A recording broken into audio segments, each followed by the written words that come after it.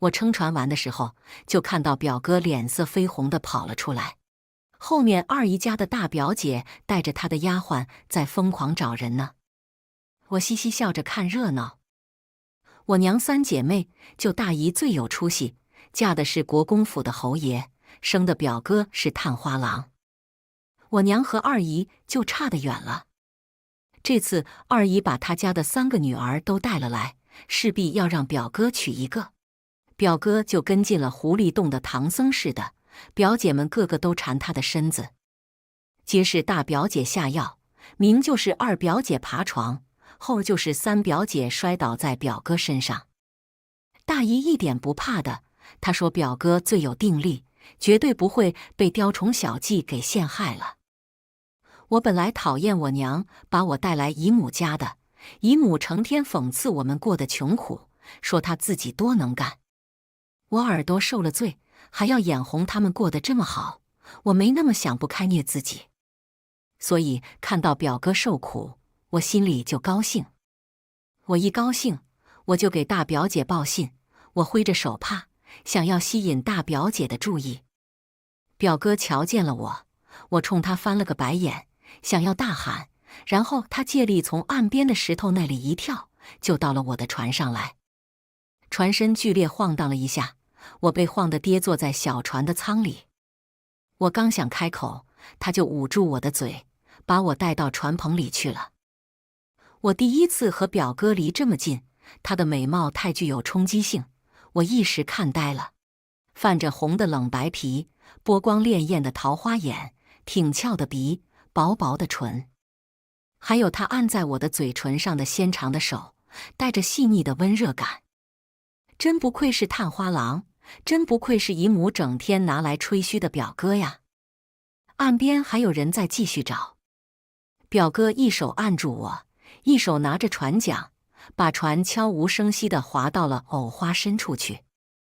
姨母家有一片巨大的湖，正值盛夏，荷花开得茂盛，花枝长得高。我们的矮着身子在船上，外面的人完全看不见，等到了更里面，就更没人能瞧见了。我觉得还蛮新奇的，因为这个清冷高贵的表哥，我还没怎么接触过呢。我故意说：“表哥，你不舒服啊？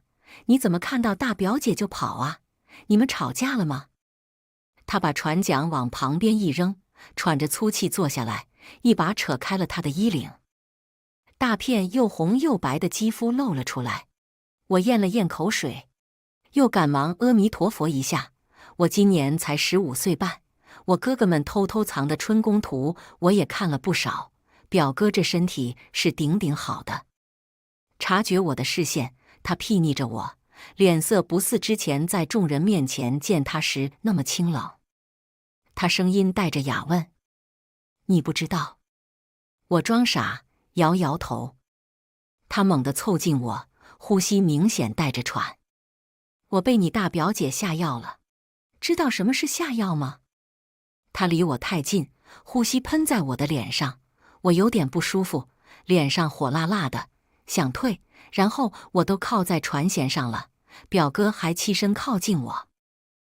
我双手抵住他的胸口，避免他太近，紧张地说：“表哥，我知道了，现在表姐他们应该走了，咱们快回去吧，不然姨母该找你了。”他的眼睛突然就显得很深红，看起来跟中邪了一样，而且他还跟有病似的，嗅我身上的味道。我抖着声音道：“表哥，你中邪了吧？咱们赶紧回去找姨母给你驱邪。”说着，我就要爬出去，把船划走。然后表哥就抱住了我。表哥不是告诉你了吗？不是中邪，是中药。这药啊，会让人忍不住想。我晕乎乎的想，这是什么走向？表哥中药，但我半路杀出来，算是捡了漏。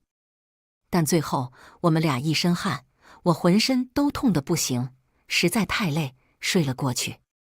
等我醒来的时候，我娘就坐在我床边，捂着嘴笑。我娘直夸我扮猪吃老虎，看着是个傻的，没想到这么精明。把最大的一颗白菜都给拱了。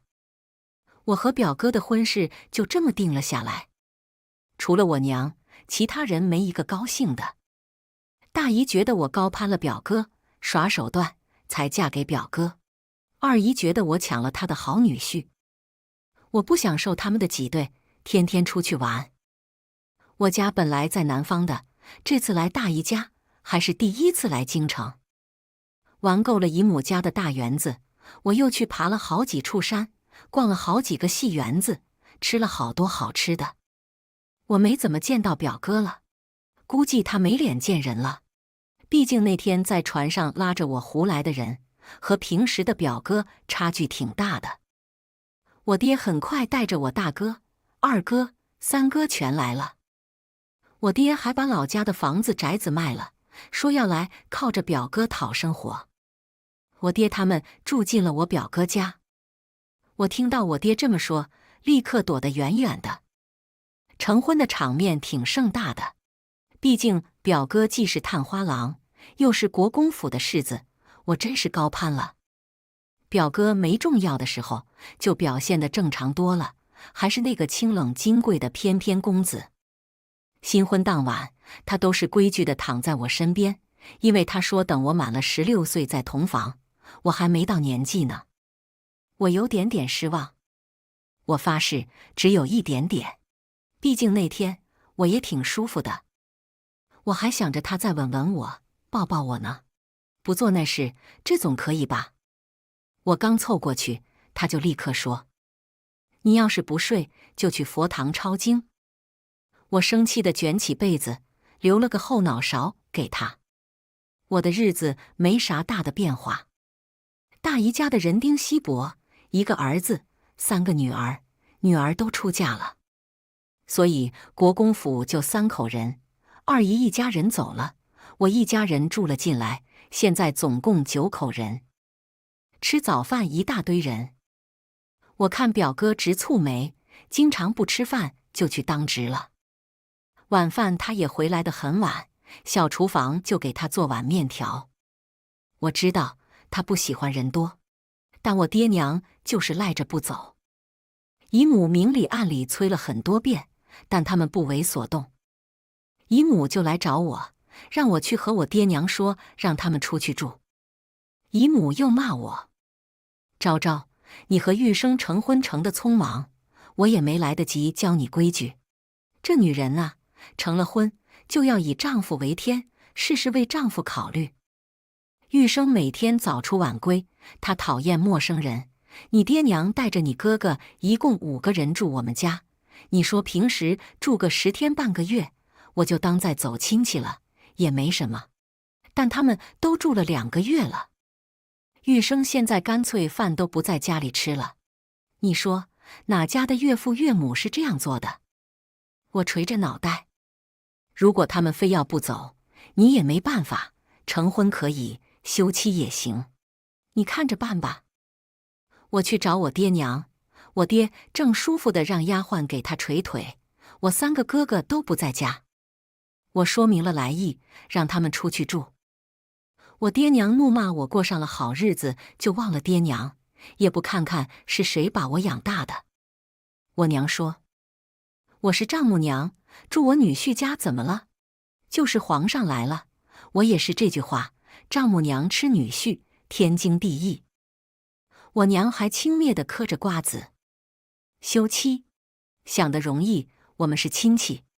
他以为你是他在外面随便娶的女人啊，你又没出错，休个屁的妻！从我爹娘那里铩羽而归，我沮丧万分。从下人嘴里听说，我大哥又去赌了，二哥依旧去嫖，三哥整日不是跟着大哥，就是跟着三哥，估计是想赌和嫖都沾个边。万万没想到，我本来以为自己捡了个漏，这下能享福了，屁股都没坐热呢，我的婚姻就岌岌可危了。表哥每天都回来得很晚，但我每天睡得特别早，也没怎么见面。就算有时候见面了，我和他说话，想依偎在他身边，和他培养感情，他也总拒绝我靠近，要我占有占相，作有作相。我想和他说我爹娘和哥哥的事，他又不耐烦。他既烦这种事，又觉得这是家务事，是后宅的事，该他娘和我去处理。本来夫妻间肯定是在床子间能增进感情的，可是表哥又不碰我。家里愁云惨淡，直到大哥的债主逼上门来，说大哥欠了他们5万两银子，要我们还债。听到5万两银子，姨母差点被气晕过去，我也不敢再装傻充愣了。5万两银子，一个大户人家是拿得出来的，但几乎能掏空整个家底了。光着膀子的汉子凶神恶煞道：“贺兰大公子说了，他是国公府姑爷的大舅子，跑得了和尚跑不了庙。你们就算是国公府，欠债还钱天经地义，这个理儿就是天王老子来了也不敢驳我半分。要是不给钱，那贺兰公子的胳膊我们可就先卸了。”我娘听得腿一软，直接跌倒在地上。我爹呼天抢地，他们俩一起跪在姨母面前，求姨母救人。我大哥狼狈的被人踹倒在地，灰头土脸。他鼻青脸肿的，被人打得不成样子，一边哭一边发誓他再也不赌了，求我们救救他。大哥跪完姨母跪姨父，跪完姨父跪表哥。他本来想跪我的，估计看我比较废物，又转头求姨母去了。大哥这套熟悉，祖父留下的家产，都是在他和二哥这么痛哭流涕的悔恨中作没的。说起来，我娘当初嫁的人家才是最富的，现在变成最穷的了。姨母一家人的脸色黑得不像话。最后，姨母先让账房支了1000两银子出来，打发了要债的。1000两银子也是巨款，可以买一个宅子，也是一付1年的俸禄。我觉得很愧疚。我原来知道我家里有问题，我觉得他们都不好，但我爹娘心特别大，对我们也挺好的。他们总说等哥哥们懂事了就好了，年轻人都爱玩什么的。可是现在我都嫁人了，哥哥们的事情对我却有这么重大的影响。表哥的脸黑得不像话，他只是冷漠地看了他们一眼，然后回屋去了。我爹娘还在哭，他们那样子真是丢脸又狼狈。表哥去了姨母的院子，他们肯定要商量这件事怎么处理，都已经闹到家门口了。姨母这么爱面子，表哥的仕途才刚刚起步，他们不会想要经受任何损失和折辱。因为我爹娘死皮赖脸住这里，姨母和表哥已经很不满意了，现在又出了这事，我真的很害怕表哥要休了我。我原来没想过自己的将来什么的。我爹娘是享乐主义者，奉行今朝有酒今朝醉。祖父留有家产，他们生怕这些家产花不完。他们也没教过我怎么打算。我原来觉得我可能将来也就随便嫁个人，随便过过就算了。但是嫁给表哥这么富贵的人家，表哥又这么有出息，将来他肯定更有出息。而且表哥长得又好，和他做那种事，虽然刚开始有点痛，但是后面他都很温柔，又挺舒服的。反正嫁给表哥的好处那么多，我要是被休了，再嫁，肯定只能嫁给糟老头子了，还是那种续弦，家里一堆子女给我气受的那种。想想我就觉得未来暗无天日了。我不能让表哥休了我，我得继续和表哥在一起，他是冰块脸我都无所谓。我跑去找我爹娘，他们正在说话。我爹说，幸好有了这么个亲家，不然这次我们真扛不过去。然后他们就开始骂我大哥，我大哥认错，但是听他的语气就知道大哥死性不改。我娘甚至在我爹骂大哥的时候说，行了，他已经知道错了。我爹就不说话了，他本来就不想骂人，我爹是上梁不正下梁歪。我推门进去，我说，爹娘，你们把钱拿出来还债，不能指望国公府。我娘过来掐我：“你这死丫头片子，嫁人了胳膊肘就往外拐了是吧？啊，谁把你养大的？谁给你买好吃的好穿的？你就这么回报我们的吗？”我娘骂我，我爹就哭。我爹说家里没什么钱了，说大哥赌，二哥嫖，要不是家里被掏空了，也不会来京城。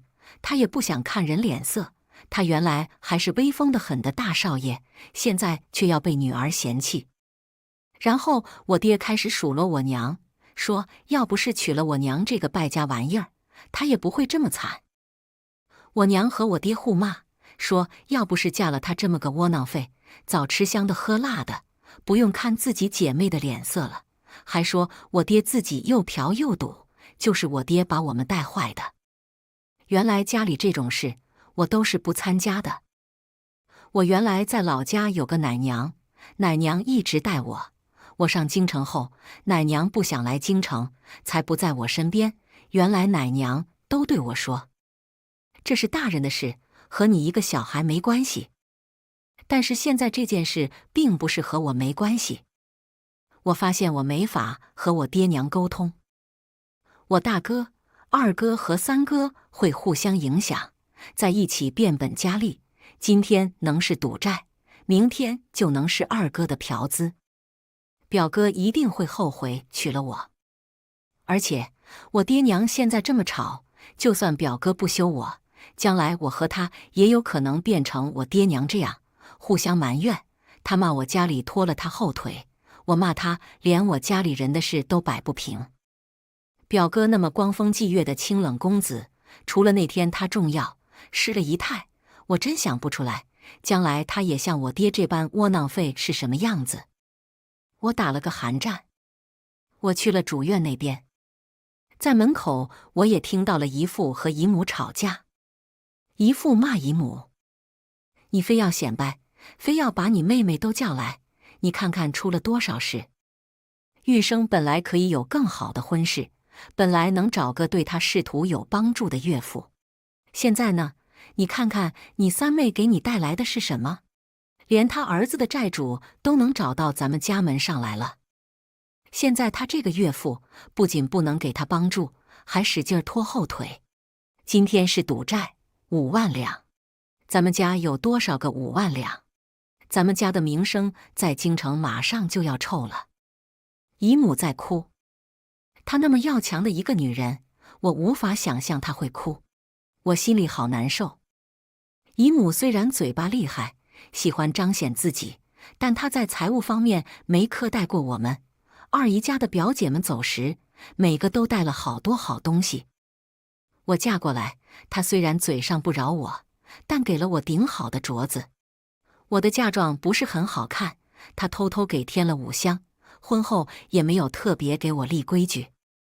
姨父还在说：“赶紧把昭昭给休了，这样的媳妇我们家要不起，多给她点钱也行。”我就是太放心你了，什么都交给你办，结果呢，你把家里弄成这个样子。姨母道：“不能让官府把那些放高利贷的抓起来吗？”一听他这么说，我心里又燃起了希望，国公府的势力绝对能把那些地痞流氓抓起来。姨父气道：“他们背后要是没有足够强大的靠山，敢在京城开赌场吗？敢来国公府要债，能不知道我们家的势力吗？你有没有脑子？多少富家子弟去输了个底朝天，哪个赖掉了他们的债？他们瞄准一个人之前，早就打听清楚了对方的底细，才能让人越陷越深，都是圈套。”姨母在里面哭，我在外面哭的时候，表哥出来了，他看到我愣了下，随即面无表情地走了。我忙跟了上去：“表哥。”我声音哑得厉害，还带着哭腔。他不理我，我跑过去抱住他的腰：“你别不要我，好不好？求你了！”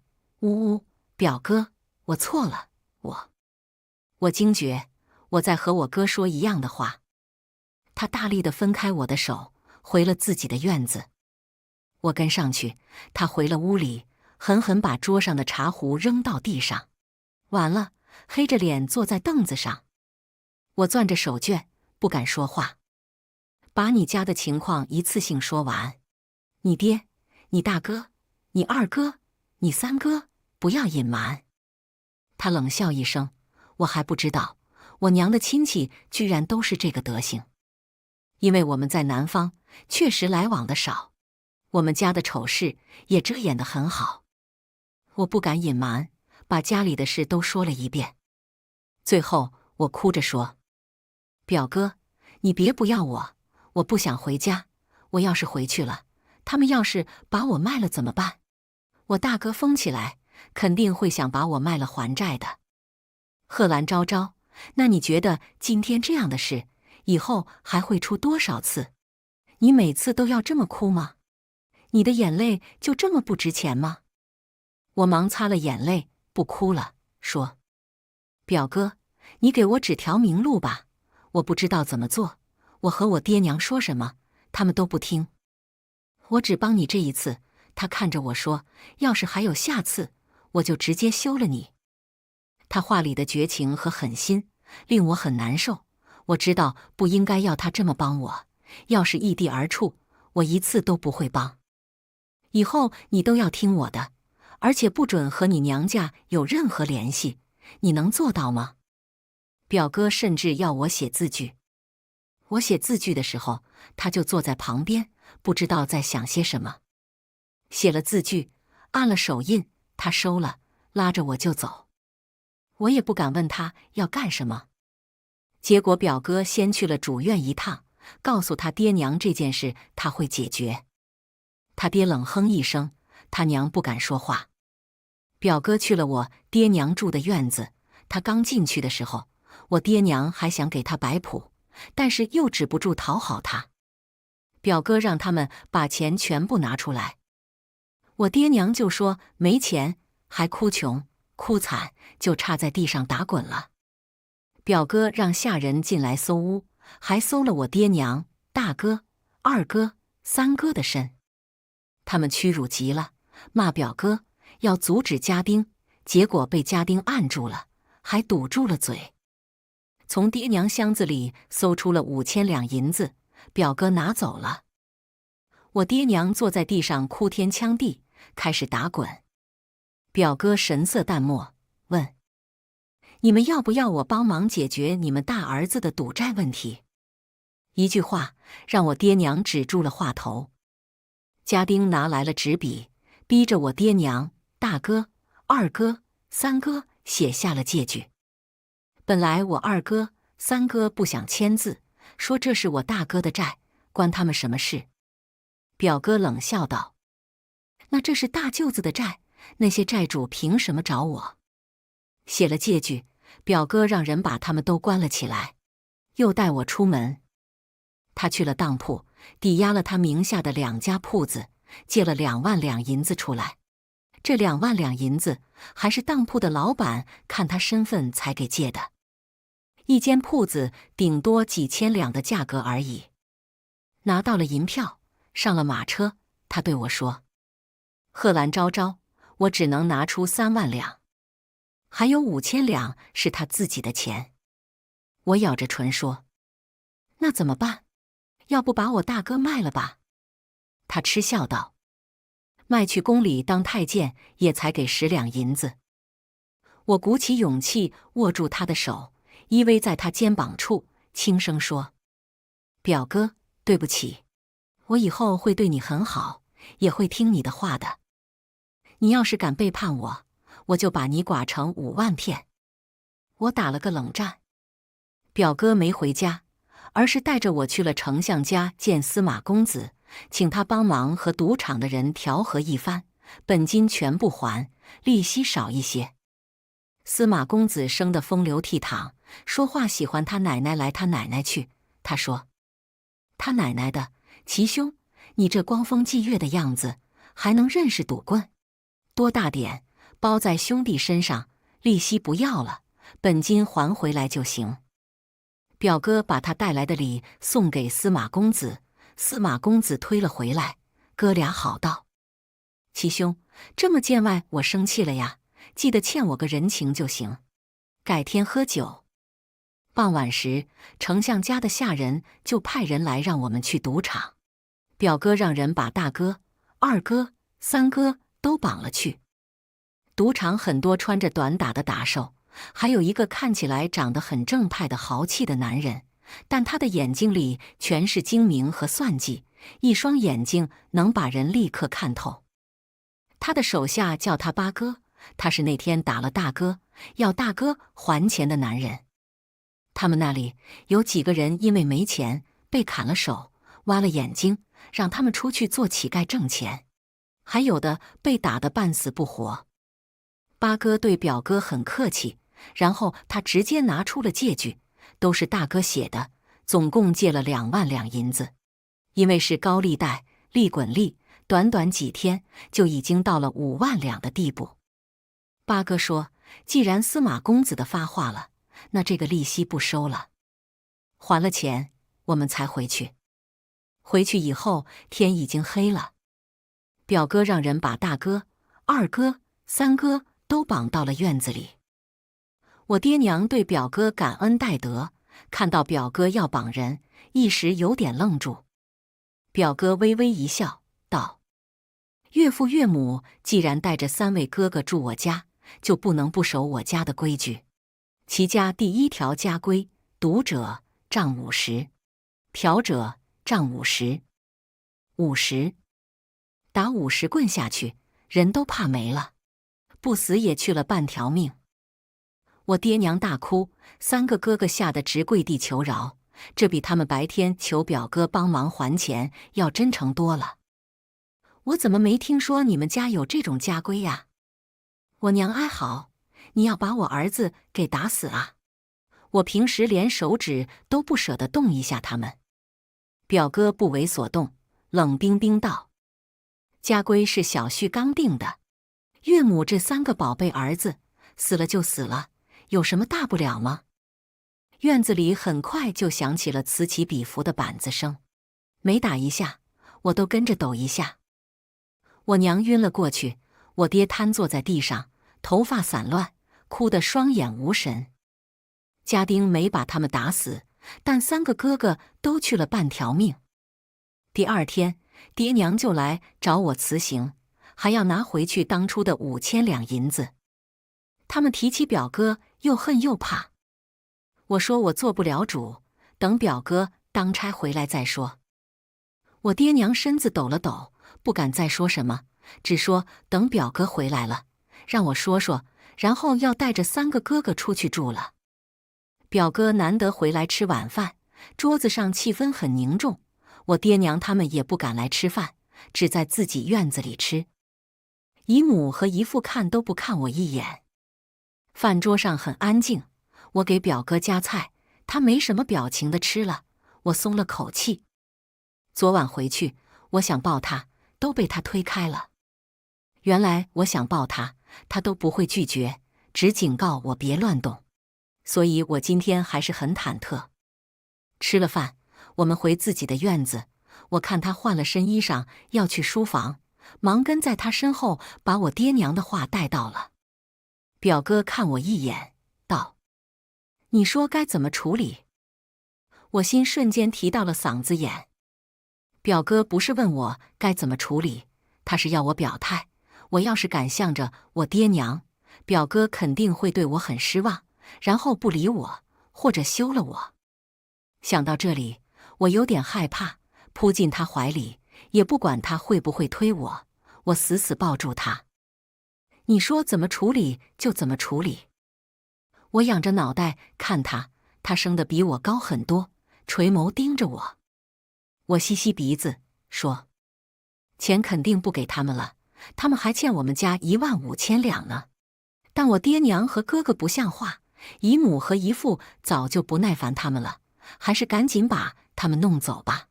他们有手有脚，就是做店伙计，那也饿不死自己。”末了，我忐忑地问：“表哥，你觉得呢？第一，你应该改口叫我爹娘叫爹娘。第二，他们欠我45000两，还没算利息，赌场是因为我的人情才不要利息，但是他们欠我。第三，你爹娘和哥哥还不上这4.5万两的债，就要你来还。他们肯定挣不到钱，我想都不用想。我又没本事，我能挣钱吗？表哥道：等他们把伤养好了再说。我问：那我挣不到钱的话？挣不到钱就想，难道你要一直混吃等死？他扔下这句话就去了书房。我一个人在房间也无聊，就跟去了书房。表哥和我家里人很不一样，表哥闲暇时间在看书、练武、喝茶，陪姨父下棋，陪姨母说话。我哥哥们不务正业，只会往赌场青楼钻，在家里也是玩骰子，看春宫图。我爹娘不去赌场，但是也和邻居什么的赌，赌到饭都不愿意吃。幸好我不喜欢赌。表哥问我找什么，我尴尬地说想找本画本子瞧瞧。他瞪着我道：现在还有心思消遣，去看那里的书。我一瞧，全是些实物的，包括各种作物的种植方法、收成和制作，还有一些农具的制作方法，还有医书，还有游记。游记还能看看。跟着表哥在书房看书1个月，游记被我翻来覆去看完了，其他书都是些很正经的4书5经，我看了没趣。最后找到本古籍，上面写了腌制水粉的制作，我看得挺有兴趣。腌制水粉我也喜欢，我鼻子还灵，立刻想到平时买的那些腌制水粉价格都很贵，如果我能做腌制水粉卖，那岂不是能赚钱？就算不能赚钱，做来自己用也是好的。我跑去和表哥说，表哥说我想做就做。看书，买材料，然后按照工序一步一步做，我觉得很有意思。在第5天，我终于做出了我的第1盒胭脂，正是上午的光景。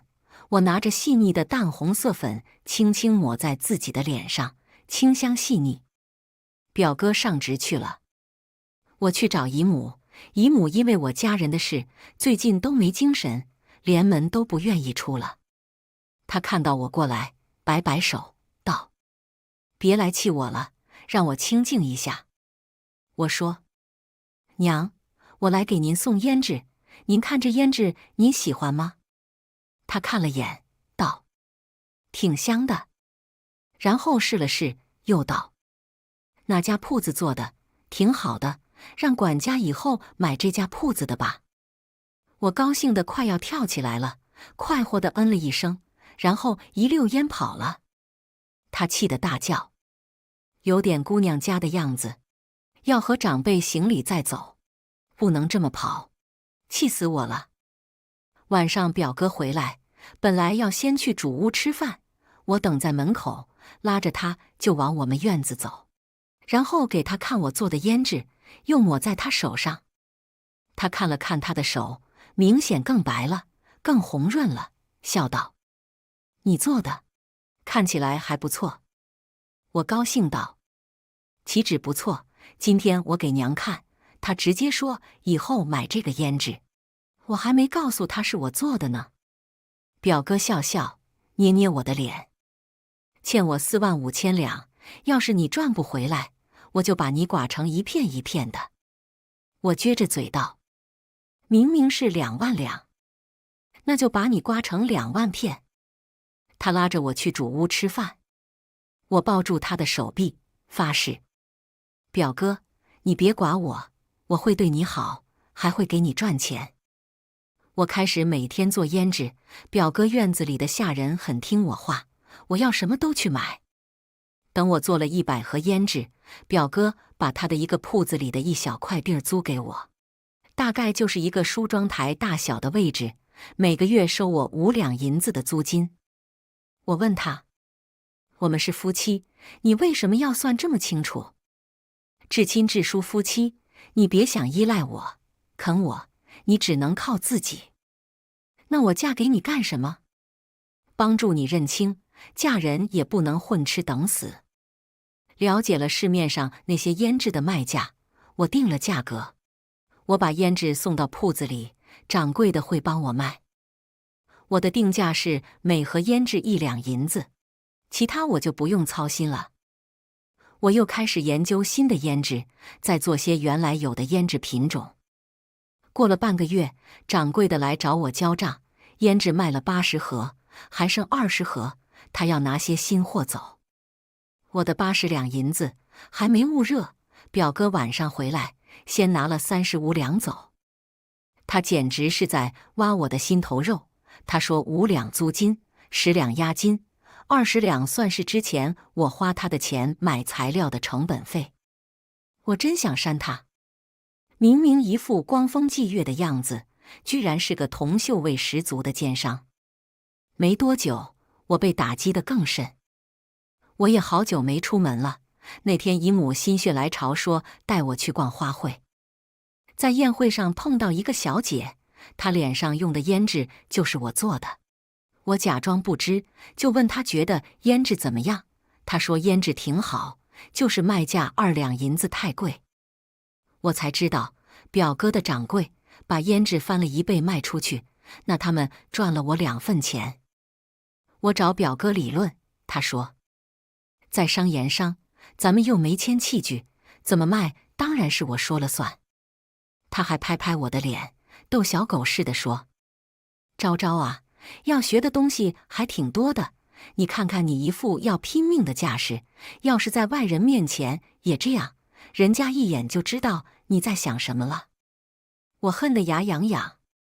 吃饭时，表哥没什么异常，我给他夹菜，他也吃了。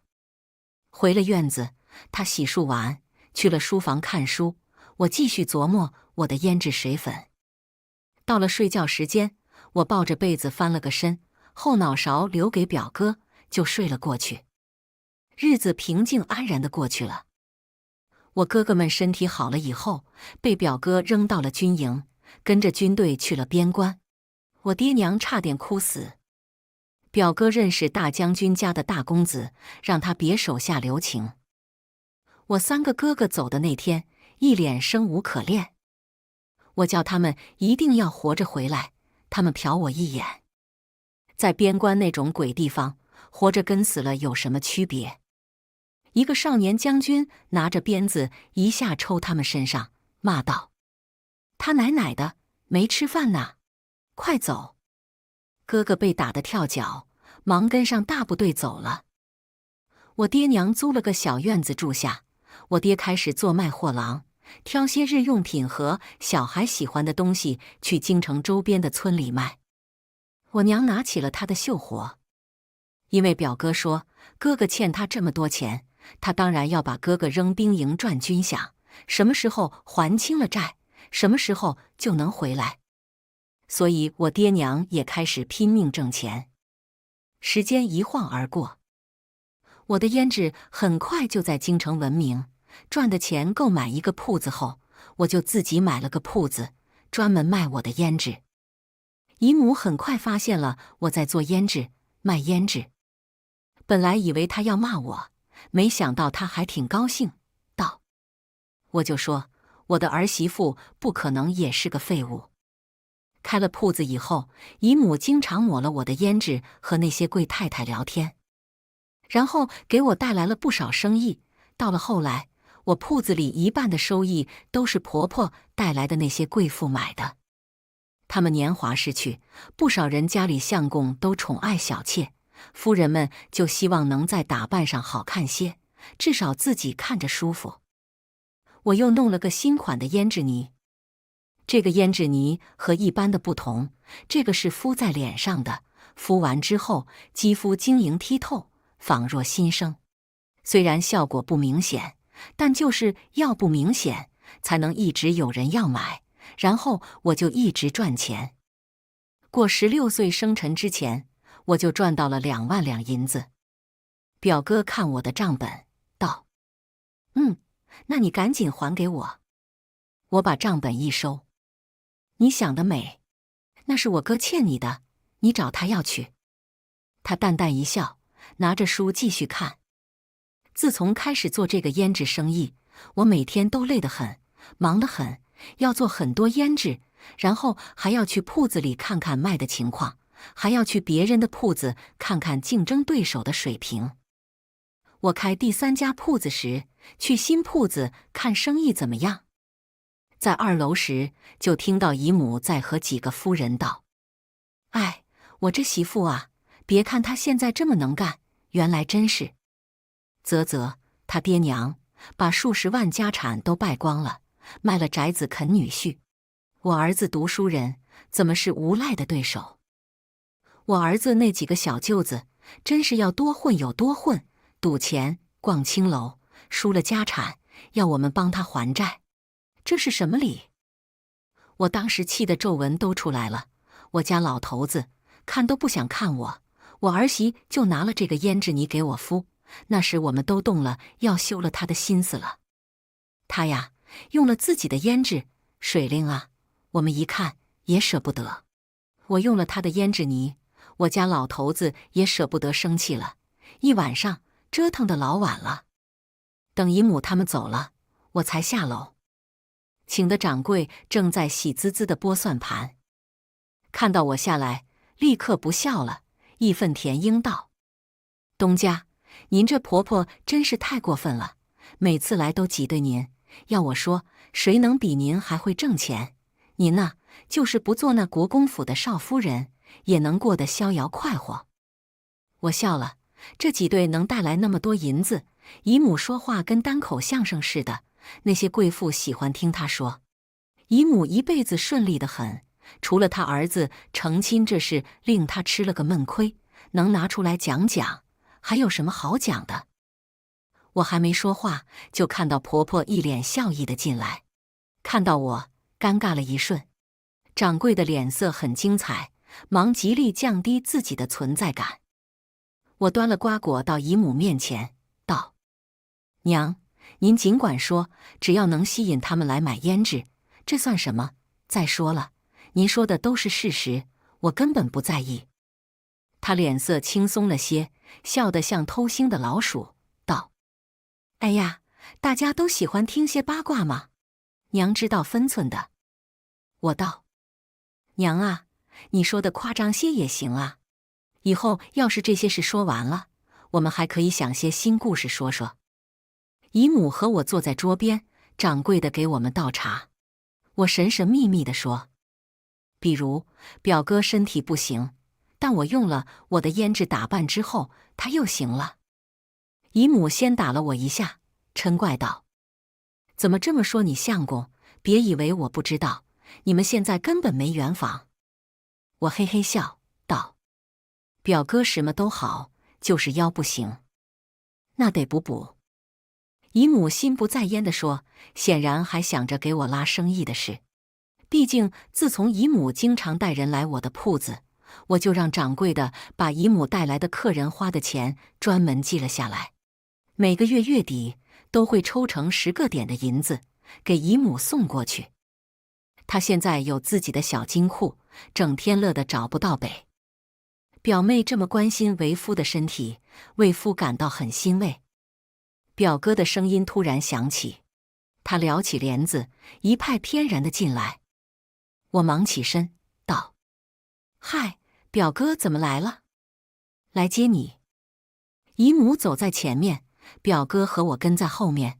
出了铺子时，他在我耳边轻声道：“你给我等着。”又是这句话。果然，晚上春宫图害人不浅。3年后，我正在铺子里查账，门外忽然传来马蹄声。店铺伙计热情讨好的招呼：“哟，君爷，要买点什么？”一个大老粗的声音震耳欲聋：“找你们掌柜的。”听起来像找茬的。我撩起帘子出去，3个人高马大、十分壮实的军爷正大马金刀地站在我的店铺里。他们精神气很足，再也不是原来那副没长骨头的样子，看起来坚定又英伟。我心里一惊，要是我哥哥变成了这样，又去赌和嫖，感觉表哥未必能制住他们呢。我还在出神，大哥已经看到我了，一把过来把我抱起，道：“小妹，你哥回来了。不管了，还是先高兴了再说。”我大笑，然后抱着他们问东问西。他们3个刚开始去军营很不习惯，原来也是养尊处优的大少爷。但军营可没人会心疼他们，整日操练挨打，身体越来越好，也开始一心渴望建功立业。从小小的步兵一路爬上去，变成了现在的小小将领。我拉着他们回去，但他们3个面色讪讪道：“妹夫见我们肯定不爽，还是别去触他眉头了吧。”二哥道：“妹夫心狠，小妹，这几年他没欺负你吧？要是欺负了，哥就是拼了命也去给你出气。”三哥道：“妹妹，哥出息了，你还是赶紧和他和离，免得受气。”我翻了个白眼：“我受什么气？人家高门大户的，娶了我，好好伺候我，吃香的喝辣的。我原来有你们这群废物哥哥，人家也没休了我，就是给我气受，那我也无所谓。以后整个国公府都是我儿子的，我还在乎什么气不气的？只有穷人才把自尊看得比天高。哥哥，我现在是个富婆，我心里只有赚钱。还有我儿子。当然啦，还有表哥，不过这种话还是和表哥研究春宫图的时候说比较合适了。”哥哥们惊了一下，道：“哟，你都有孩子了？”国公府又热闹起来。不过这次姨母和姨父是真的高兴。我爹娘也自己开了个成衣铺子，总算是自力更生了。3个哥哥也做了不大不小的将军，也算有了脸面。儿子1岁多，在几个舅舅的怀抱里动来动去，好奇地摸他们的铠甲。哥哥们见到表哥还是有点怵，不过他们还是正正经经行了一礼，感谢表哥当年把他们拉了回来，不然他们现在要么是被断手断脚扔路上讨饭，要么就是醉生梦死在赌场，或者青楼荒废人生。表哥笑得云淡风轻，说当年的事情非得已，早看出来他们3个是人中龙凤，只是需要搓磨，所以自己做了一回恶人云云，请3位大舅哥不要记恨之类的。一席话加上几杯酒，他们很快推杯换盏。我心里暗暗佩服表哥，看来表哥身上的虚伪和势力，我还没有学到1/10，我以后还要更加努力才行。晚上，表哥喝得有点多，我看着他绯红的脸，想起第一次我们在船上，那时他也似这般，好像突然就从清冷公子染上了凡尘似的。他倏地睁开眼：“看够了没？闭嘴！”我恶狠狠道：“今天你落在本寨主手里，本王要弄哭你。”这是山大王和玉面书生的戏。哦，他笑得腰也放荡，别客气，来吧，大王，尽情享用我。番外，表妹昭昭虽然缺心眼子，却实在水灵漂亮。这是齐玉生对贺兰昭昭的第一眼评价。彼时，他们这对10多年第一次见的表兄妹，正齐聚一堂，听着长辈们聊天。他娘问昭昭：“昭昭啊，平时读什么书？”他想也没想就道：“春一梦。”大人们以为是一本讲书生小姐情爱的话本子，觉得他有些不求上进。他却知道这本书是时下最火的艳情话本子，确实是书生小姐情爱，不过全是春梦，不仅描述露骨，还有大量的春宫图，所以卖得最好。他当初翻了几页，就把这污言秽语的话本子扔回了好友身上，没成想被一个快16岁的小丫头光明正大地说了出来。小丫头说完了才想起来这是什么内容，睁着水灵灵的大眼睛，瞧瞧了蒙在鼓里的众人，又偷偷笑了，恶作剧得逞的那种笑。她天天被那些表姐表妹的烦死了，经常到处躲。有次她想躲到祠堂去看书，路上碰到了贺兰昭昭，她正拿着网扑蝴蝶，蝴蝶没扑到，自己摔了几个狗吃屎，看起来没长脑子的样子。看到她惊喜极了。她叫她别出声，别告诉别人她经过这里。她一脸认真的应下。然后过了一炷香的时间，那些表姐表妹全来了祠堂找她，把她气得够呛。晚上吃饭时，她在三表妹的筷子下抢到最后一块狮子头，然后夹她碗里。表哥今日似乎心情不好，最后一块狮子头给你，别生气了。她咬着牙道：“我不吃别人夹过的菜。”他娘嗔怪地说：“昭昭是小孩，也是好意，别拿你那副态度对他。”贺兰昭昭垂着眸子，一脸无辜脆弱可怜样。“我没事的，姨母。”他又振作起来，看样子是懂事的样子，说：“表哥不爱吃，我不勉强。”然后把狮子头夹回了自己碗里，看着委屈，实际上小嘴动得比谁都快。他重要那天，他又故技重施，想整他，又学着那些表姐表妹的样子撩他。他也是被药迷了心智，又好像是因为他娘说贺兰昭昭很快要回南方去了。回南方去，那是很远的距离。听说这次来京城，他不想舟车劳顿，不愿意陪他娘来，在家里还狠狠哭了一场。要是回去了，岂不是更不会回来了？他马上快16岁了，既有少女的灵动妩媚，又有小孩的缺心眼。不知道哪个男人将来要把这么古灵精怪的丫头娶回家，他心里不是很高兴。婚后的混乱他实在没想到，他才意识到婚姻不是那么美好。不过问题还好及时冒出来了，整治几个极品亲戚不在话下。但他担心的是，本来就够傻的表妹，又在这样环境下长出来，恐怕是什么都不会。既然他除了懂春宫图，其他都不懂，那他就按照自己的喜好，随意往他白纸一般的人生里增添颜色。怎么可以整天在家什么都不做？怎么可以只想着靠他？他那么可靠吗？怎么可以这么信任人，一点心眼子都没有？那给他个教训好了。他变得很忙，但整天都充满了精气神，充满了新鲜感，还要拉着他讲半天，最后把自己讲困了睡着了，迷迷糊糊的时候又钻进他的怀里，香香软软，又会赚钱。这样的表妹，他真是捡到宝了。他亲亲她的眼睛，她在睡梦中迷糊着嘟囔了一声：“表哥。”还是当年那个缺心眼的小丫头样子，她真的好爱。